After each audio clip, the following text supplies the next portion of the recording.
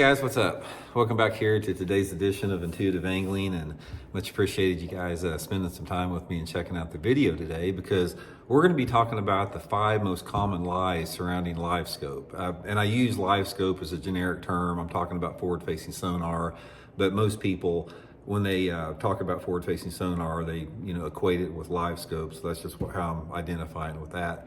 But anyway, I wanted to get into the 5 most common lies in today's video, give you guys my opinion on it, and as usual, be curious to get your guys' feedback on it as well.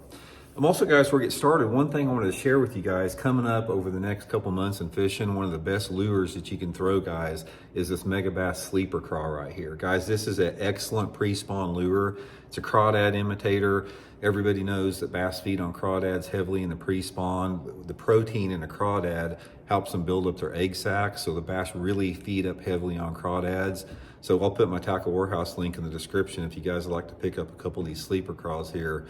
They're just awesome early spring baits there, so much appreciated. Okay, guys, I was thinking about this, and like I said, we're going to continue to do anti-Livescope videos on this channel, because we are never going to normalize this destructive technology ever on this channel. It's sort of like, the media tries to sane wash some crazy politicians. It's the same with the Livescope, guys. We're never going to normalize this type of destructive influence on our sport. So we're going to continue to talk about it until it's banned from tournaments and recreational fishing, and just put in the hands of conservation agents and scientists and that type of stuff. Make a mistake about it, it's an incredible tool, but it just only needs to be in the hands of our fisheries managers and not in the hands of anglers. But anyway, I wrote down 5 that I thought about here. I want to talk about in this particular video here, and we're going to get into that. Okay, the first lie that people tell about, or that's circulating out there about Livescope, is that just because you can see them doesn't mean that they're going to bite. Guys, this is the most lame excuse that people use to justify Livescope and forward-facing sonar, because the point is, you would never have known those fish were there without it. It's like the fish that you are targeting, those fish have been protected forever. It's like those fish, that was their offshore, deep water, open water sanctuaries. They've needed that area to get away from fishing pressure and get away from anglers. And now with forward-facing sonar, they don't have anywhere to hide whatsoever. So just because some people say they can't catch them when they can see them, that's not the point whatsoever. You never would have known those fish were there to cast to try to get them to bite without the Livescope. So that's one of the ones that irritates me more than anything else, is that particular fact. So it's that's sort of the lame excuse. Okay, the second lie, guys, is that these young Livescopers would beat the older guys with or without Livescope. Another lie, guys. That would not happen. Here's the thing about it. It's like, now, and here again, I'm not singling out just young anglers, because there's a lot of young anglers that hate Livescope too, but that is, the younger anglers are the ones that have been gravitating towards that, because it's an easy route to success. You don't have to do the due diligence and pay your dirt time and learn about bass movement and seasonal behavior. The young angler, if you took that technology away from the young anglers that spend all of their time on it, it's like that is their game. They get out on the lake, they put their Livescope in the water, and they go looking for fish on the Livescope. If you do that day in and day out, you do not have any understanding about the subtleties and nuances of any type of traditional bass fishing. It's like you're completely reliant on that particular set of technology to tell you where to cast to and to tell you where the fish are. You don't have skills in locating bass and understanding their moods and their seasonal patterns and their behaviors and the things that it takes to generate strikes through traditional bass fishing means when you cannot see those fish on a screen. So the thing that makes an angler great is experience in the traditional bass fishing realm. You cannot go to a diversity of different bodies of water at different times a year and automatically know how to make those adjustments unless you practice that. And if you spend all your time staring at a video game screen, you don't know how to break down the intricacies of a flooded bush. You don't understand how bass position and how they react to different types of lily pads and different water clarity and different sunlight conditions and light intensities and wind speeds and wind directions and bait profiles and bait colors. All of this stuff that goes into traditional bass fishing. So that is definitely another big one. There's no way, you take that technology away from them, put a 2D or a flasher or a 2D sonar unit, there's no way they could compete.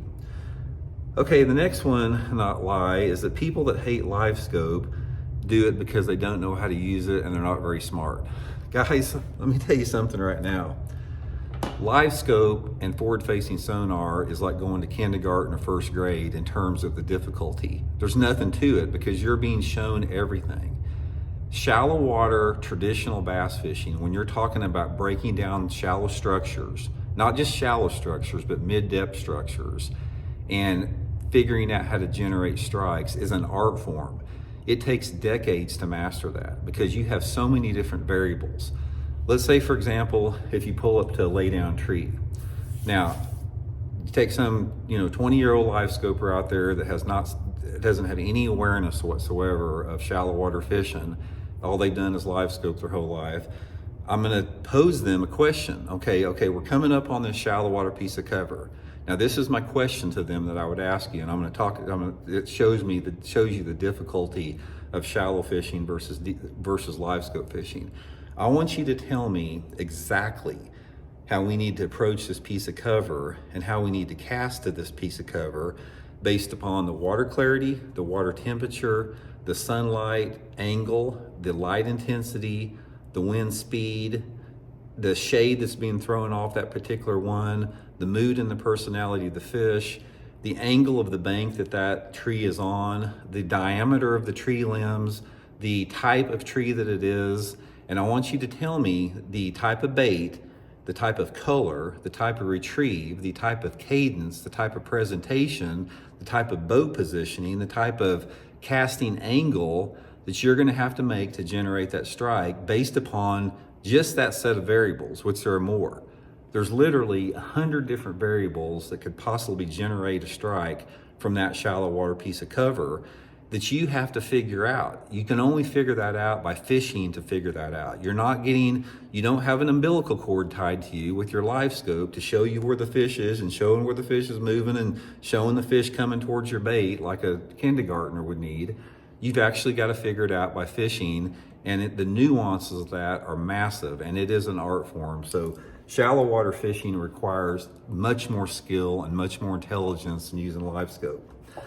Okay, the fourth one is live scope is not harming the fisheries. Now, I talk a lot about sustainability issues, and I've got 100 different reasons why live scope and forward-facing sonar sucks. My big part of it is with the whole aspect of the tradition and the mystery and the magic and the aesthetics of the sport that go with it. But there's an aspect of sustainability in terms of killing fish and putting pressure on the fish. Now, here's the thing about this. As forward-facing sonar gets more into the mainstream of the recreational angler and more people get more adept at using it and the technology advances, not only do you have the tournament anglers, the highly skilled tournament anglers that get better and better at catching the fish off of it, you also have the meat eaters. And make no mistake about it, guys, there is a ton of dudes out there that put a fillet knife to the bass when they catch them. They do not throw them back. So that is going to put more and more pressure on the bass fisheries with live scope. And another thing about that is we've talked about this whole bear trauma issues. Almost every fisheries biologist that I have talked to, when you talk about in terms of tournament fishing, they feel that at least 50 to 75% of the tournament bass that are caught die from delayed mortality. And that number shoots up even further when those fish are taken out of deep water, normally associated with forward-facing sonar because of the bear trauma issues. Damages their eyes, it damages their internal organs. They swim away fine when you release them back in the water, and then they die 2 days later. So the impact that you're going to see off of increased forward-facing sonar is going to directly equate to destroying and devastating our fisheries. And that's why you're already seeing some fisheries managers putting creel limits, stricter creel limits on lakes, because they've seen an impact that forward-facing sonar has had on the fisheries population, just in a matter of a couple of years. Okay, and finally, last one is that, okay, you got to keep up with the times, you're going to get left behind. Guys, this is not keeping up with the times. Make no mistake about it. Livescope and forward-facing sonar is not moving us forward. It's taking us back in time with it. You are not missing out on anything. The people that are missing out on everything that's valuable in bass fishing are the people that are reliant on forward-facing sonar and Livescope. They're missing out on every aspect of the intrinsic value that fishing has. Now, you guys that have been with me, you hear me talking a lot about the tradition and the heritage and the mystery and the magic and the wonderment of bass fishing. The power in bass fishing lies within the unknown. That is what makes it powerful. And it lies within the fact that you actually have to fish to find fish and catch fish. Fishing is an act of hunting for fish. And when you take that away from there by using artificial technology that doesn't require you to fish to catch fish, you've diminished the sport tremendously. I mean, you've taken everything that is of value out of the sport. So all this type of stuff together, these are 5 lies that circulate around Livescope all the time that I just get tired of hearing. And, most people get it, guys. The majority of bass anglers in this country are offended by forward-facing sonar. What you have is you've got the majority of the anglers that are offended by it because they see the reality of the situation. Then you have a percentage of anglers that don't care one way or the other. They're sort of apathetic about it because they haven't followed it. And then you got a percentage of the anglers out there that literally it's their umbilical cord to success. And they defend it at all costs. And they dig their heels in with it because they realize that their success completely depends on it.